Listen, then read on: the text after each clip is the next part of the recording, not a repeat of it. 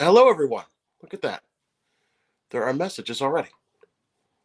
Hello, holistic urban farmer. Hang on.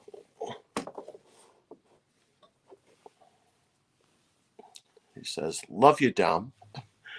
And I watched that case from start to finish pregnant. Gave me something to do. Lolo. Hate OJ and felt bad for all afflicted from OJ wrath. Now, this is because there are two people here. Hello, pal. Hello, holistic urban farmer. As we're just setting up, I'm meeting someone here. Oh, no. We got it. Hello, Diana. How are you? Okay. Invite guest. No, that's not it. Hang on. Guests. Add to stream. What's Okay. up, man? Hey, how are you? What's going on? Okay. All right. Now, let me do now. What name? Kris Todd. Is that correct? Correct. Okay, Kris Todd. Now we're gonna have quite a discussion here. Okay, so let me just do my radio intro. I'll start my radio intro and then we'll get started. Sure. Okay, welcome back to the Domenick Natty Show on Intellectual Radio in Chicago and iHeartRadio. I have been telling you about our special guest, and the time has come. Kris Todd is here today. Kris, how are you doing? How's it going, Domenick? It's going well. Okay, so I want to ask you some questions because you have some information that the world needs to hear. Okay, Yes. so you have inside information regarding the OJ Simpson and the murders of Nicole Brown Simpson and Ron Goldman. Is that correct? Correct. Okay. What information do you have, and were you friends with OJ Simpson? I am not friends with OJ Simpson. I'm a investigative producer here in Los Angeles, and I've been working famous murder cases for about 7 years. And before I did that, I was in Hollywood for 15 years, mostly in the scripted space, TV, movies, alt media. And I was approached by a producer, a friend of mine, about 3 years ago, who brought me Charlie. And Charlie is the OJ Simpson accomplice. And it took a long time for him to come forward and to talk. And it's a really crazy story. And, I'm honored to be here to talk to you guys about it and your fans. And I've done some small radio spots, and I have some interviews that may come up soon. But I've decided to whistleblow and come forward to the materials that I have, the confession. There's a tape, there's a script. I have it sitting next to me. And there's a lot of information, evidence. The trial was all taped, as you know. So a lot of the stuff is actually filmed in the public domain.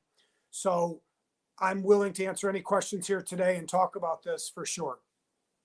Okay, so you're talking about Charlie, right? So Correct. in chapter 6 of OJ Simpson's 2007 book, If I Did It, Confessions of the Killer, he mentions a fictional person named Charlie, right? It's not fictional. It's not, but okay, the concept is that it was supposed to be a fictional person named Charlie, right? Is that? OJ never said it was fictional. See, what OJ did was he said this is purely hypothetical.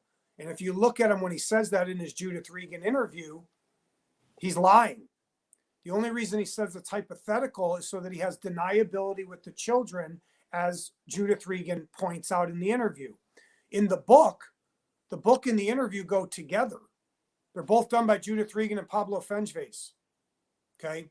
Mm-hmm. And OJ controls that book. Charlie's actually part of that book. You don't know that because Charlie's in on it and doesn't corroborate anything till 2018. He started to come forward when they did the OJ on FX series, when Ezra Edelman did the ESPN thing, when they were going to release OJ from jail. They aired the Fox Judith Regan interview. That was shelved for 10 years. Why did they shelve it? And why was the book shelved? The book sat in a vault for years. And Fred Goldman actually owns the book, If I Did It. So it's a confessional, and it's hard to understand. And I didn't understand it either. I was the audience too. Let's be honest. I didn't know that much about the case. I was working a very famous woman's murder cold case. I wasn't paying any attention to the OJ Simpson story. They came to me. They kind of dribbled blood in the water, right? And I'm a pretty ambitious, industrious guy, and I just took it on by the horns, and I just took it to a whole nother level. Who is Charlie? Is he an accomplice in the OJ's book? This person, Charlie, is an accomplice to the murders, right? Yes. And this is a real life person that you know personally. Yes. How do you know Charlie? So they came to me because they knew I was a producer. I had a lot of connections with the studio execs, and I opened up the studio doors. We had a $20 million LOI from a major studio, and the deal fell through. They kind of asked for too much money, and Hollywood has a way of, they try to bully people, and they just were muscling us on the deal. So we walked. Okay. At that point it was in the end of 2019, we walked on that deal. So it took me a couple years to come forward and say, look, I'm going to whistleblow on him, and I'm going to whistleblow on OJ. I'm also whistleblowing on Kato Kaelin and Faye Resnick and Robert Kardashian. And there's a few people that I'm going to bring up to that, not necessarily this second today, but I'm saying is, as we go further, if we do a further interview or a follow-up, I can reveal that. One thing I'll tell your fans and audience right now is that's his real name. His name's Charlie. I'm not going to say his last name because I want to give him an out. And I feel he's courageous. I'm not here to put him on blast this second. You'll figure out who he is, do some homework. Who was OJ's best friend? Look at the 2007 Vegas robbery, memorabilia robbery. Why is he there again? So, I call him the dynamic duo. So there's a lot of things there's 1,000 things that people overlooked and missed, and that's called a perfect storm. So this could go on forever, but we'll just talk briefly today. I'm honored to be here. So Charlie did help OJ murder Nicole Brown Simpson and her. Is that what you're in? Ron Goldman? Is that what you're saying? So basically the way I tell the story is, okay, and for legal reasons, I have a lot of people involved in this. There's famous lawyers. They want me to say things a certain way. Okay. Charlie's the OJ Simpson accomplice. Okay. I'm not saying he killed Nicole Brown Simpson. If you look at the autopsies of Ron Goldman, there's 2 knives. So there's a single-edged blade and there's a double-edged blade. That's in the autopsy. That's been testified multiple times. Dr. Irwin Golden said that. There's 2 people. There's dual assailants. They kicked him off the case. Why'd they kick him off the case so fast? He testified for 1 day. He was the actual coroner. Why would Marcia Clark kick him off the case? Because he said there were 2 knives. So I don't want to say like OJ did this and Charlie did this. Let's just keep it as kind of, he's the accomplice. He was there. Okay. Look at the evidence. He confessed. He came forward. He talks about the murders.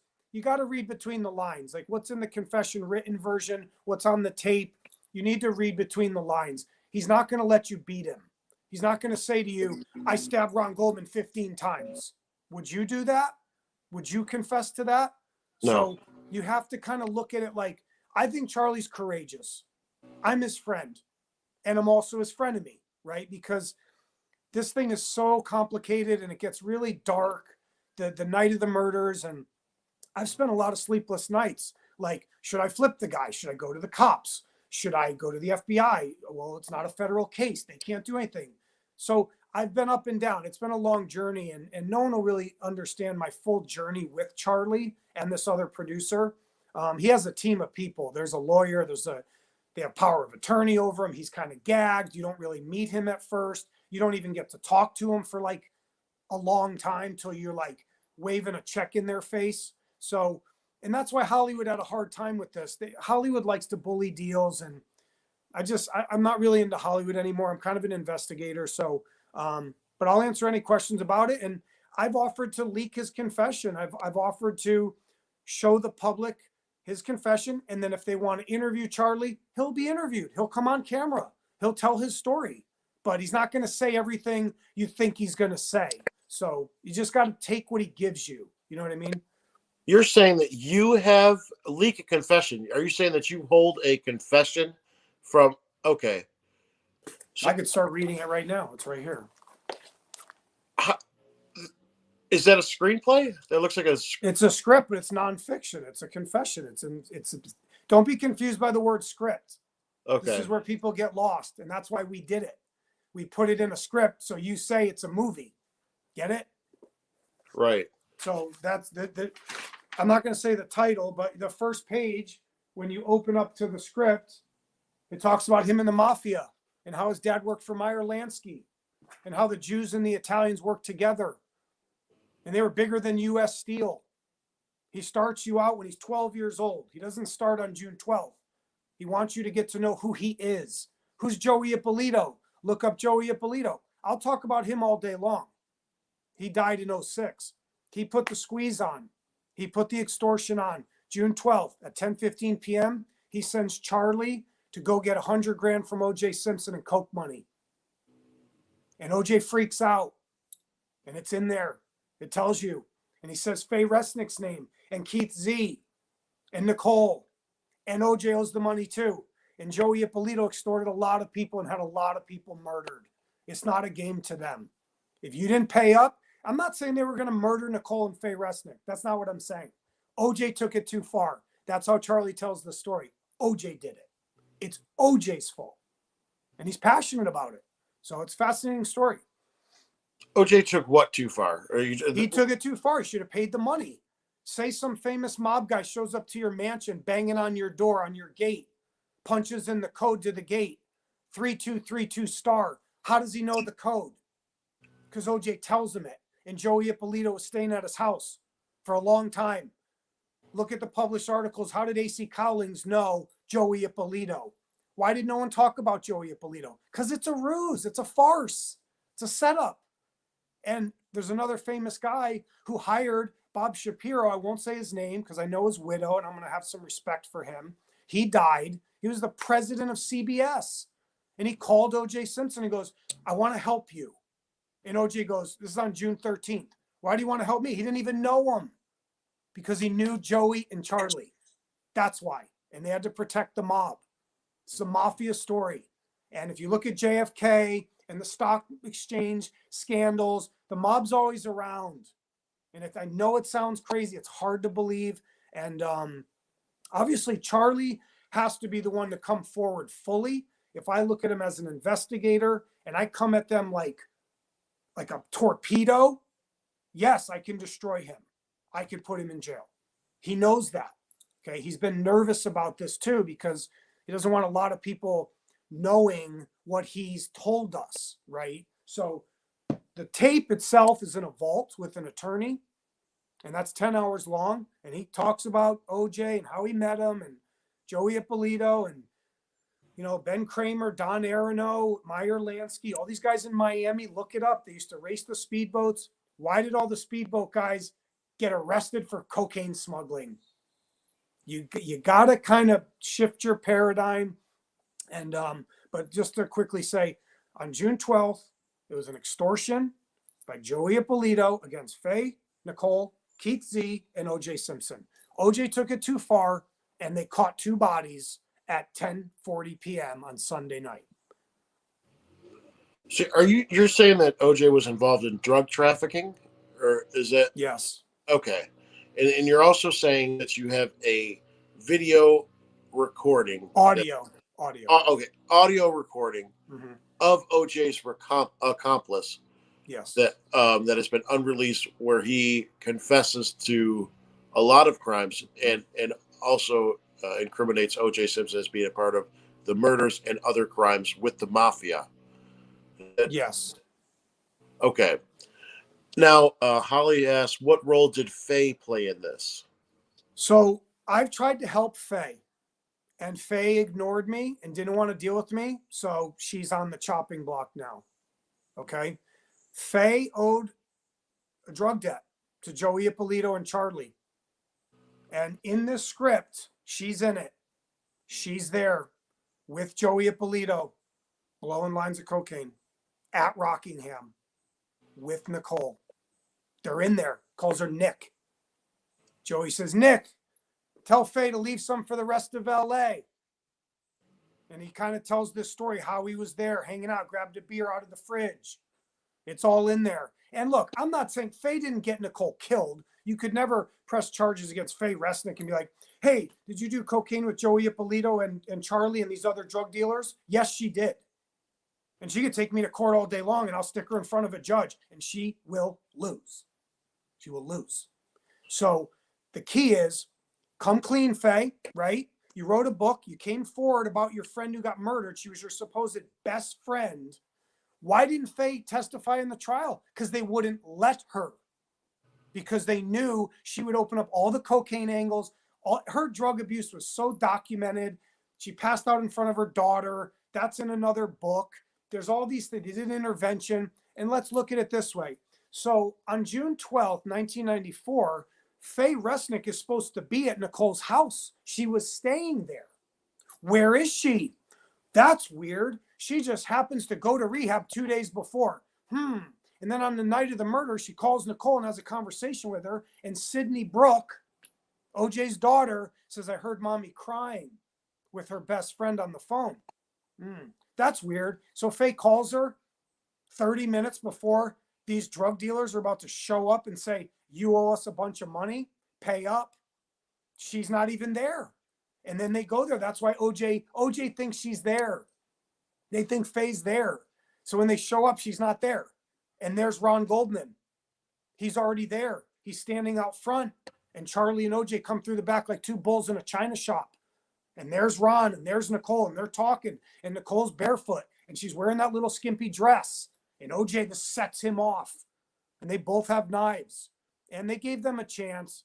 They gave them a chance. The way Charlie talks about it, the way these other sources have come forward too. They gave them a chance. They kind of roll up on them. And OJ's there. Charlie's behind him. OJ's leading this charge. And he's like, you, B, C, A, U, all these names. And Nicole gets mad. She says, F you. She swings on OJ. The fight's on. There are 4 angry people in a small, dark space. I was just at the property the other day. I just went to the graves. I just did the whole tour of LA. All the Brett Cantor murder site, the Michael Nigg murder site, Bundy, went to Rockingham. So it's a crazy story. And like I said, I'm not blaming Faye Resnick. What I'm here today is all these people shunned me and I'm going to make them pay for it. And I gave all these people a chance. I gave Shapiro a chance, Mark Furman, Kris Jenner's team. I gave Bob Kardashian's friends. They all told me to kiss off. Now I'm here. I'm not going anywhere. I got you. I have all of you. And so, like I said, it's not their fault that they didn't get her murdered. It's OJ's fault. OJ took it too far. Charlie didn't want to murder anyone either.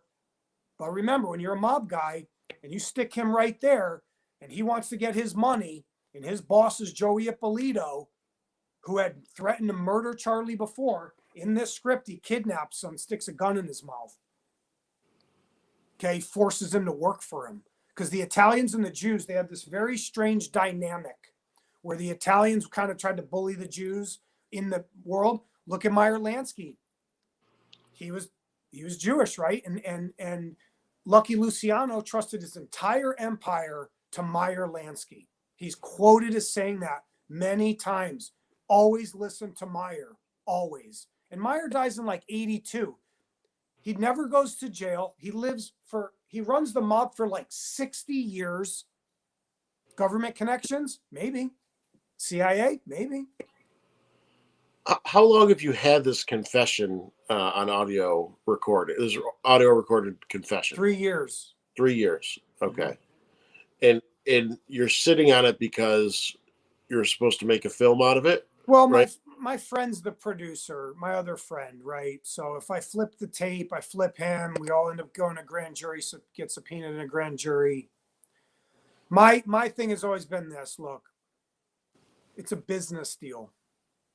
You guys want to know who the second killer from OJ Simpson is? Pay for it. Make a movie, do a series, go get NBC's money, go to Fox, go wherever you want, go do a deal. When they made The Irishman with Netflix, do you know what the budget was? $159 million. $159 million. Go spend $40 million and go tell Charlie's story. Use his script that he wrote with us. Tell his story, his life of crime. He's going to reveal a lot of stuff in here, okay? And in the middle of the script, for about 7 or 8 pages, he's going to talk to you about June 12th. Not that much. He can't say too much. So he'll paint a picture for you that you will be frozen, you will be scared. And then after June 12th, he takes you on basically the rest of his life after that, how him and OJ were tied at the hip together forever. Forever. Okay? But how did that come about? This guy named Charlie just appears out of nowhere to you and it says, I'm the OJ accomplice? Mm-hmm. He contacted you and just said, hey. I'm a producer. That's what I do for a living. I know every studio president in town. I pick up one phone call. He knew who I was. They knew I worked Natalie Wood, Aaron Hernandez, Emmett Till, Johnny Gosh. They know who I was. They knew who I was. So at that point, when my friend said, hey, I got this OJ thing coming down the pike, I rolled my eyes. I go, I don't want that, man. I don't want anything to do with that. I go, nobody likes OJ. No one wants to tell that story. A year went by, and one night I was in a restaurant. I was with these other financiers. I had closed this pretty nice deal. I was in this famous restaurant in Orange County, California. And they walked out, and I was, I had some drinks. I was a little intoxicated. And I look around the room, and it just hit me. I'm like, what was he talking about? And I text him that night at 1 a.m. in the morning. I go, I want that project. And he goes, what are you talking? Why are you texting me right now? I go, I want it. And he goes, come in Monday morning. He knew I knew what it was. It took me like all these months. And they had to clear the legal. They had to write the script, get his tape. It took a long time. It wasn't like they were rushing to get it out. So, and I went in Monday morning. There was a script there. There was some money laid on the script. I said, I'm going to grab that money. He goes, it's for you. I grabbed the money. I sat there. He took my phone. I read the script right in person with the producers there and the lawyer. I froze. Like when I was reading it, when I got to I froze. They stand there and watch you read it. Like they don't email it to you. You have to shake their hand. So you sit there and I just froze. And then I'd kind of like flip back a couple pages. Like you'd be like, wait, I need to reread that. And I'd flip back, casually. I was like hiding, like sweating. And I'm like, no way, it's not real. And the only word that kept jumping into my head was the word unbelievable. That's all that kept jumping in my head. I go, this is unbelievable. It's not believable. It's not possible. And when I went home that night, I didn't sleep for 3 nights. My assistant came with me. He was in a different room. They wouldn't let him stay there with me. I didn't sleep for 3 nights. It took 3 weeks to vet it. 3 weeks of watching the trial, the book, reading the book, all the things Charlie says to you. I drove the Bronco. OJ didn't. He didn't. The Bronco got parked by Charlie. That's why Alan Park never saw the Bronco. And Marcia Clark could never figure that out. Where was the Bronco? Because it was on Bristol Street. Charlie was holding it. And then when OJ drives away in the limousine, he pulls around. He comes up Parkins. That's the name of the street, Parkins. Comes up Parkins, takes a right on Rockingham, comes up, parks the truck, the Bronco, right by the number 360 on Rockingham. And OJ tells you in his book, I told Charlie, you got to do this for me, man. You got to get rid of this stuff. Here's the keys. He took all his keys off and left him the driver key. He said, put the key in the mailbox inside and run out before the gate closes. Charlie didn't go in the gate. He just drops the Bronco right on the road. His car's already there. He takes the knife, the shoes, the clothes, and he confesses to this. Takes all the evidence with him, and Charlie's bleeding. Ron punched him. You ever notice OJ had no scratches on him? You never noticed there's not a nick on his face? Why? Because Charlie's the one eating Ron's punches, not OJ. So there's blood on the steering wheel. There's blood on the column. Why is there blood on the passenger side? Why is there blood on the floor on the passenger side? See, all the times these pieces of evidence came up, Marcia Clark, Chris Darden, Brian Kellberg, Bill Hodgman, no, not using it. Why didn't they use Jill Shively? Where's Jill Shively? Marcia said, you ruined my case, so you're not going to testify.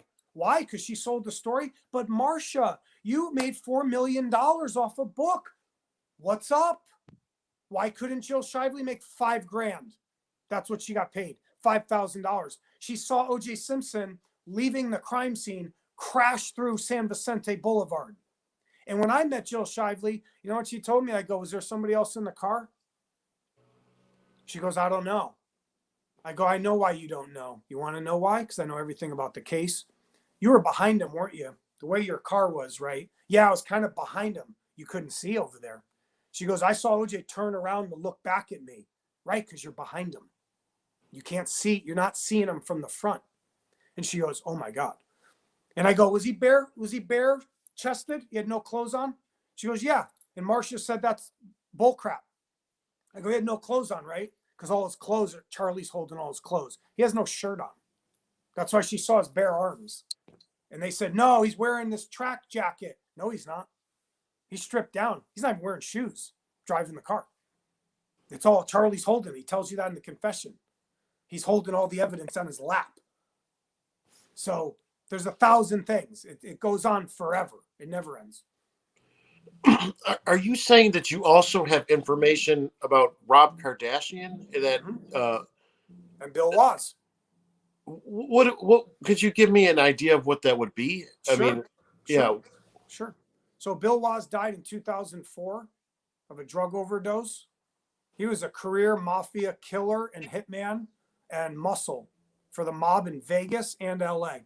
OJ Simpson, Robert Kardashian, and Nicole Brown Simpson received drugs from him from the Roxbury months before the murders. As Nicole starts to freak out, she sleeps with Marcus Allen, who OJ warned her, don't you ever, ever sleep with Marcus Allen. She did. And Marcus Allen was getting married, and he got married at Rockingham. And his girlfriend was going to find out. So Nicole sat down and said, she cried to OJ, it's all public. This is all public. I'm going to talk what's in the public domain. And she cries and says, I slept with Marcus Allen. She kept sleeping with him, literally up to the murders. Marcus denies all this. When they first asked Marcus Allen, when he first heard that she got murdered, he turned to the guy and goes, do they think I did it? Why? Because he was still sleeping with her. He was still seeing her. Okay, so but here's Rob Kardashian. So Bill Waz comes forward, goes to jail for 10 years because he goes on this drug spree, robbery spree in Orange County, California. He admits Robert Kardashian paid him to watch Nicole, take photographs of her with Marcus Allen, which he admits to on tape. He hands over the notebook. The Newport Beach police get the notebook. That notebook was for Robert Kardashian. It stalks Nicole for 2 days. Now, in Encino, Bill Waz tells you he goes to the Kardashians' home, and there, Rob Kardashian offers him $13,500 to put a bullet in Nicole's head. He confessed to this. Now, is Rob Kardashian going to tell you that? Of course not. Rob Kardashian even showed him a gun and said, use this gun. So there's a lot of these things. It's in the public domain. Bill died in 2004. Either he was killed or I don't really want to speculate on that. He had a drug addiction. All these guys were on coke. All these people had drug problems. All of them. Brett Cantor, I'm not going to slander dead people, but he was involved in the trade. He gets murdered. They say Heidi Fleiss's name, Victoria Sellers' name, Faye. Michael Nick gets caught up. Somehow they shoot him in a parking lot. No one finds out who kills him. He worked with Ron Goldman at Mezzaluna.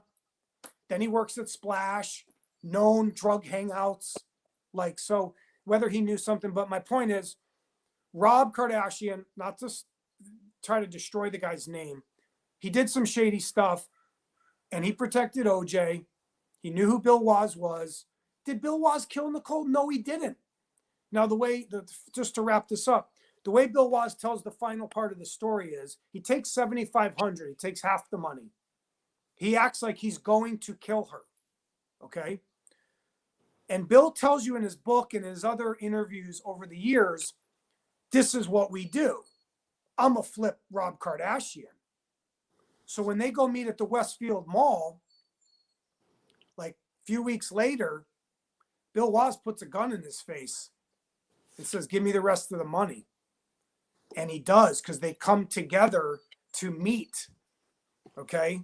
They meet at the mall and he's supposed to receive the other half. And whose car does Bill Waz steal? Paula Barbieri's car. Why? Why would he steal Paula Barbieri's car? That's OJ's girlfriend, right?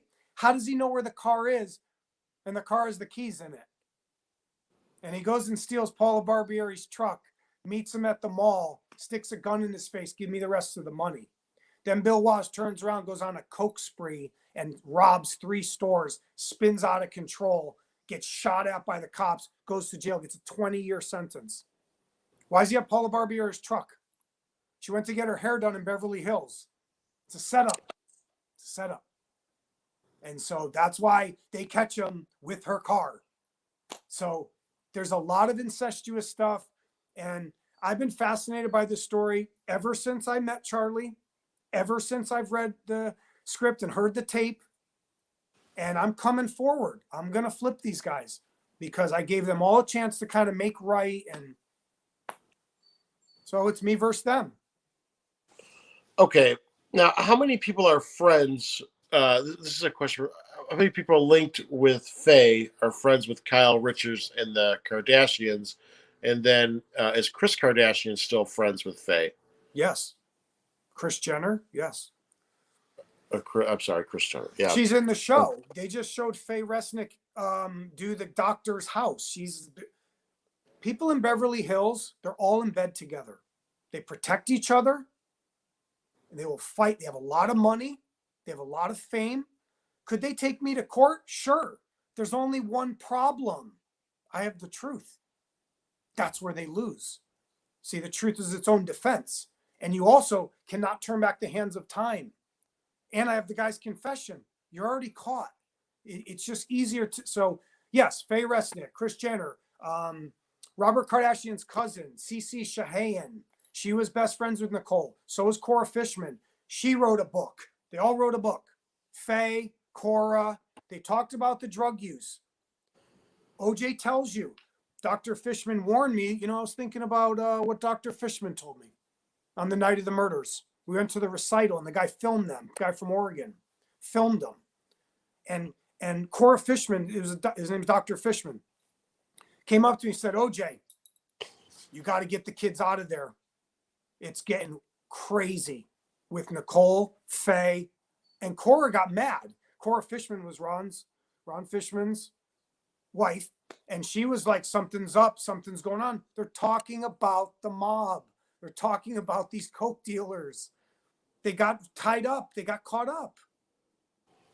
What are your plans? You have this audio recording from OJ's accomplice confessing to everything, and with this new, what are your plans to do with this audio recording and this script?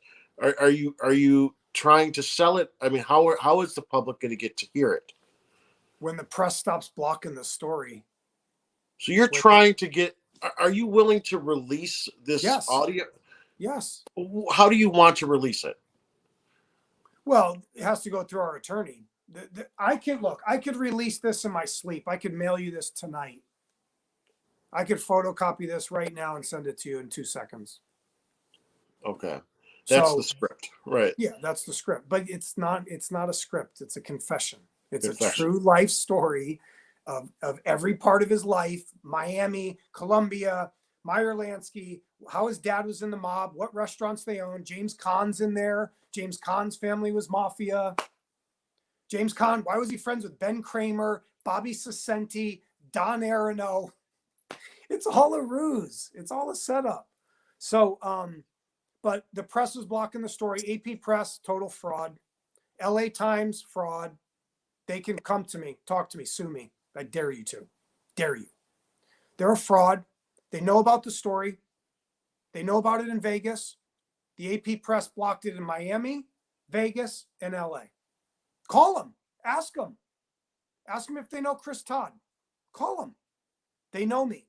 They're a fraud.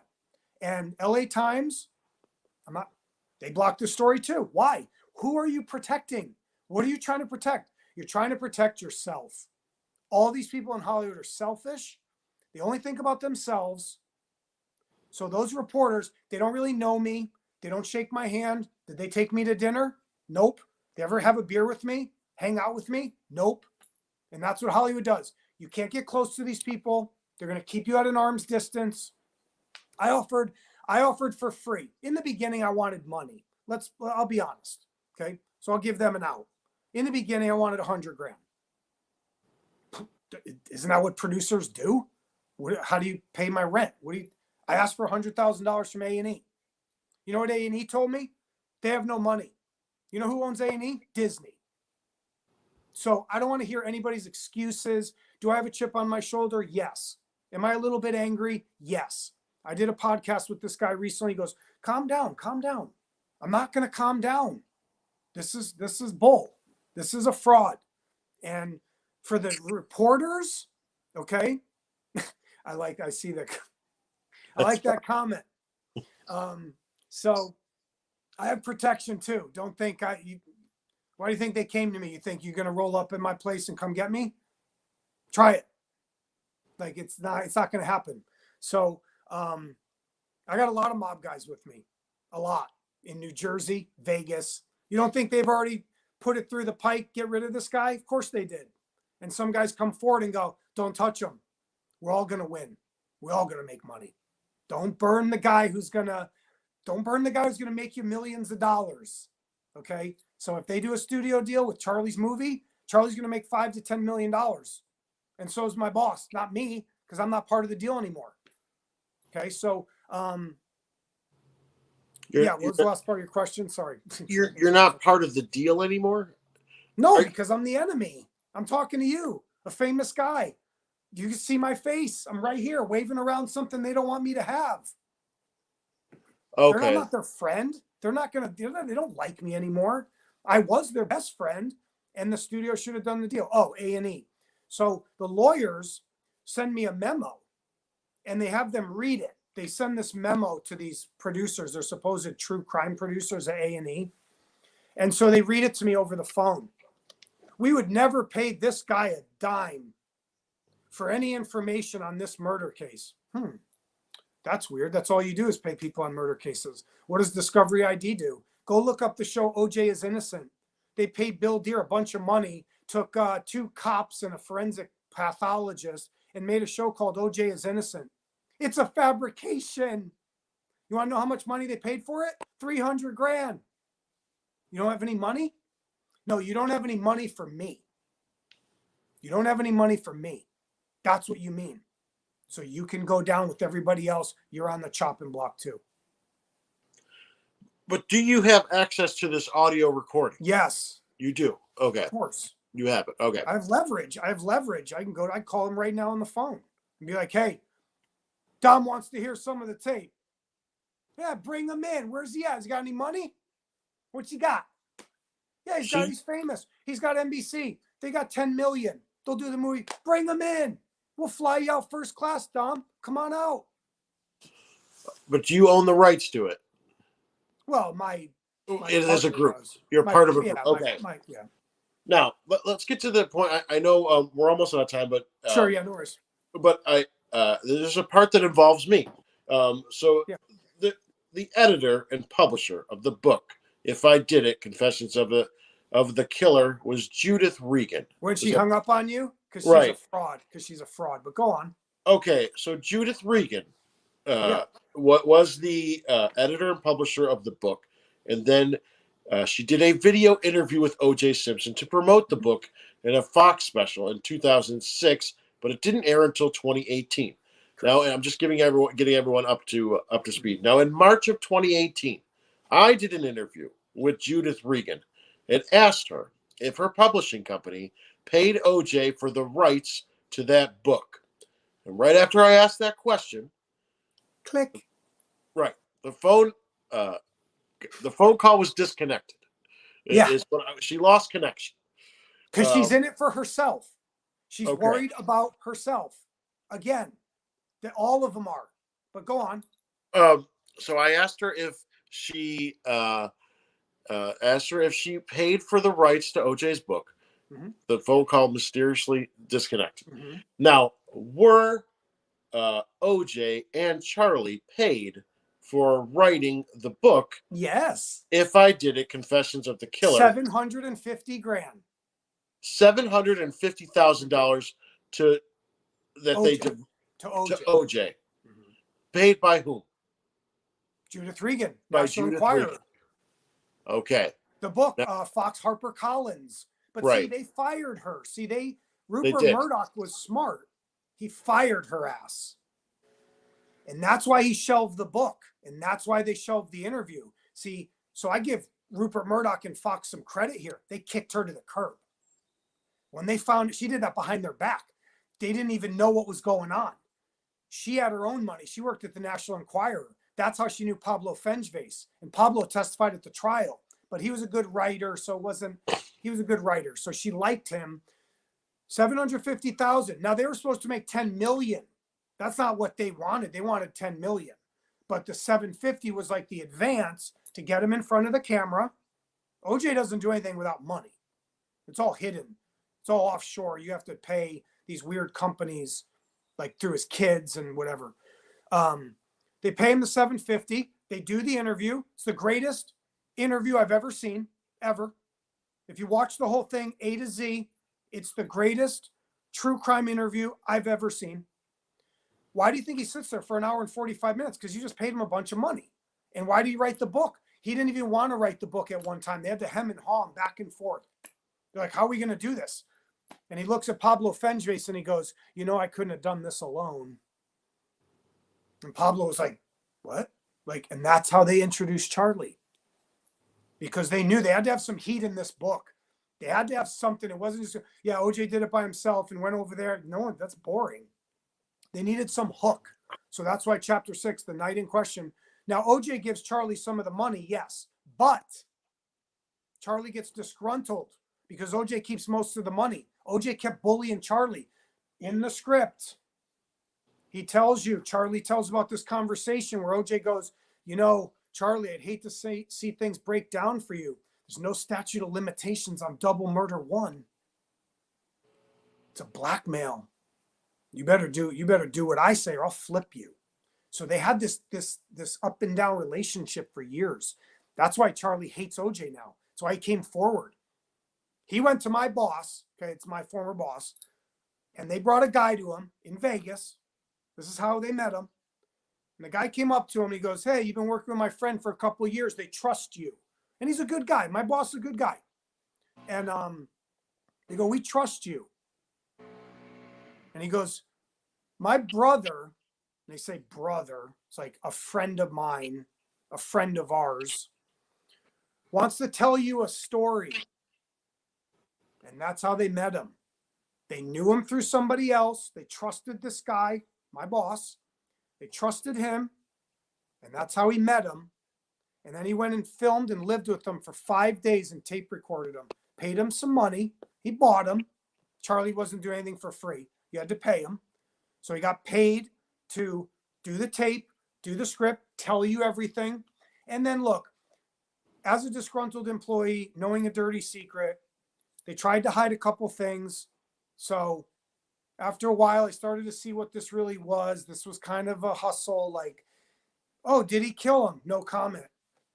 Did he stab Ron? I need to know because when I go to the studio, I played this game. When I go to my studio contacts, I need to know. Look, they're going to ask me. Look, come here. They're going to ask me. No comment. No comment. Stop asking. You're fishing. And then I stopped. And I say, okay, I get it. How do you know that Judith Regan paid him $750,000? This is the question I could never get an answer to. They talk about it all the time. It's published in information. Go look online. Google it. Okay. She paid him. OJ does not do anything without it benefiting himself. He wasn't going to, you think he would go do a free book and a free interview and say, Yeah. I killed 2 people with a guy who he's about to incriminate Charlie? See, here's a scary part. I'll leave you this before we go. When they shelved the book in the interview, there was a tiny newscast called MSN1. And this woman interviews OJ. Charlie's there. He's on the set. A guy showed me the photo. He's behind the camera. So when the Reagan thing fell apart, they got their money, but they didn't make the 10 million. They didn't get to no one saw the book. This small newscast, go look it up. It's on YouTube. Watch the woman. She thinks she's like a Nancy Grace kind of ripoff. And she interviews him. And that's why OJ goes there and Charlie's there. And a guy sends me a photo. This guy who worships the case on Twitter. He goes, want to see a picture of Charlie? Yeah, I want to see everything. He goes, look at his shoes. I go, what about his shoes? They're Bruno Mali's. And I look at it and I look at his shoes. I'm like, well, they're maybe not Bruno Mali's. They're nice shoes. They're like those Italian loafers. Hey, they look nice. I get your point. I know what you're saying. He goes, they're Bruno Mali. I go, they're not Bruno Mali, but I get it. That was him. He's there on the set. So when OJ's talking to her, yeah, Charlie brought the knife and this Charlie guy, go watch the Judith 3 interview. Listen closer. Charlie brought the knife and Charlie followed this guy in. That guy's Ron Goldman. He's telling you, OJ told you, to your fans, I'm looking you dead in the eyes. OJ Simpson told you in 2006 that he had an accomplice. You just need to listen closer, look closer, forget everything you think you know about that night. Forget it all. Start over. Charlie and OJ together. Look up Joey Ippolito, and you'll see it. Have you gone to the authorities with this information? No comment. Okay. Thanks for not hanging up on me. I would never hang up on you, bro. You ask good questions. I like the stuff you've done. Whoopi Goldberg hung up on you too, but it's all good. That's right. Yeah, you would not be the first. So don't. Yeah, if you hung up on me, I don't want you to feel that important. No, you're in a long line of people. Okay. No way. Okay. So I guess what they're asking is, what is the plan? Just to kind of leave them with this is, how can people get a hold of you, and what is your plan going forward? Is it to go to the media, or are you? I've already gone to the media. I can't go to them anymore. They all know. There's no one to call anymore. Who am I going to call? ABCLA? Called them. You're waiting for some sort of offer.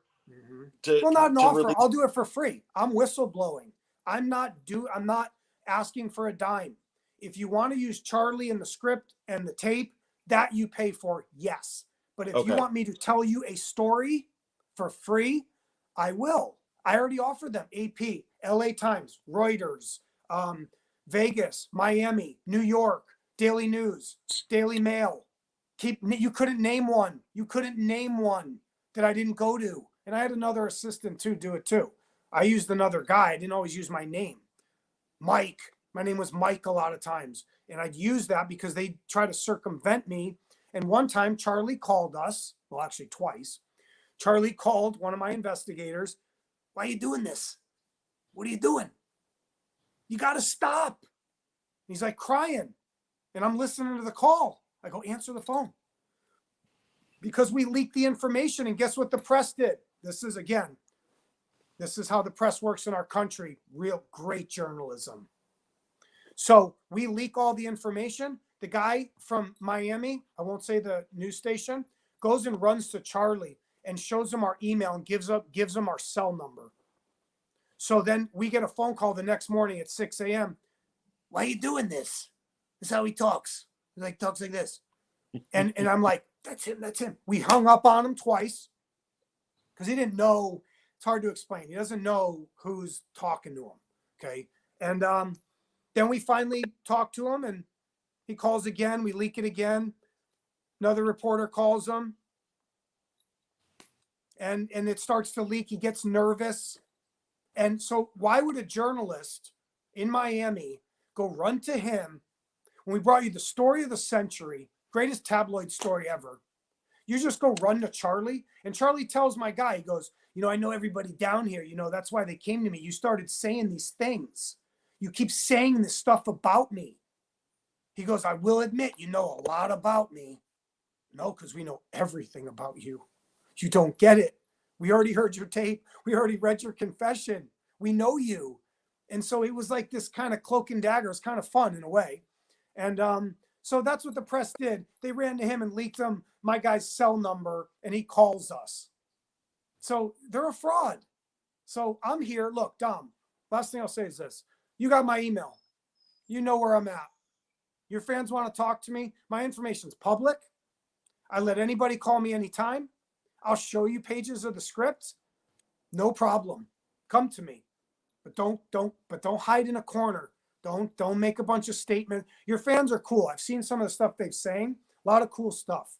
They're actually not being like the haters that I see a lot of times. People try to, OJ did it himself. Who's this guy? You don't know anything. Come get to know me. Talk to me. Don't say it from a cave. But Kris, are you nuts? I mean, you're putting yourself at risk here. I mean, it's from who? From who? From who? I mean, you're ratting on the mob, and then like there is no mob. The mob's dead. There's no mob. Who? You think they're going to send some? Yeah. I mean, you're telling on killers. I mean, he already came forward. He came forward. I didn't invent anything. He came forward. He told us I was with OJ. Yeah. I got rid of the knife. That's why they never found it. Want to know about the Bronco? Now, here's one thing I can show you too. And I sent pictures of this to you, okay? And your assistant. Charlie's hat is in the Bronco on the floor in the driver's seat. On the floor, driver's side. I'll show it to you. It's a paperboy cap like the mob guys used to wear. Like those little, those little linen hats or wool hats. Does it fit OJ? Well, that's weird. OJ has a huge head. They used to call him bobblehead as a kid. He wears an 8 1/8 head hat size. You know what that hat size is? 7 1/8. I'll show it to you. It says it on the tag. That wouldn't fit OJ Simpson in a million years. That's Charlie's hat. Why didn't the police use it as evidence? Why didn't Dr. Michael Baden talk about it? Go on YouTube. Type this into YouTube, your fans. Michael Baden, OJ Simpson, multi-suspect. MULTI. Go look at the picture when it pulls up two pictures of two hats. One's the cap, the other's the paperboy cap. Why is that? Why does Michael Baden know there's a second hat? And why don't you know it? Because you were never shown it. Because it's all a fraud. And the con's up. It's over. It's over. It's for Ron Goldman. I'm going to flash something real quick. I wrote a book called Ron's Revenge. It's on Amazon. You want to buy it, go ahead. I pull it down. I leave it up. I check. It's not always up there. I wrote another book too called If We Did It. You want to debate me? I'll debate any of you anytime, anywhere, on national TV, local TV, radio. Doesn't matter. I did this for Ron Goldman. That's who I did it for. Okay. Well, Kris Todd, thank you so much. You're the man. On the show. And guys, if you want to get a hold of him, I guess you don't have any like public social media, right? I do, but I don't want to say. I want them. They can come through you. Okay. Is that okay? Is that work for you? They can just go through you, and then your assistant. You have my permission right here verbally to that email that I gave you guys. Anyone, you can give anybody you want my email address, and then if I get stimulated by them or I'll give them my phone number. They can email me first. No problem. Doors wide open. Okay. Kris, thank you so much for being on the show. This was a good one. All right. I appreciate it. Thanks a lot. I'll talk to you soon. All right.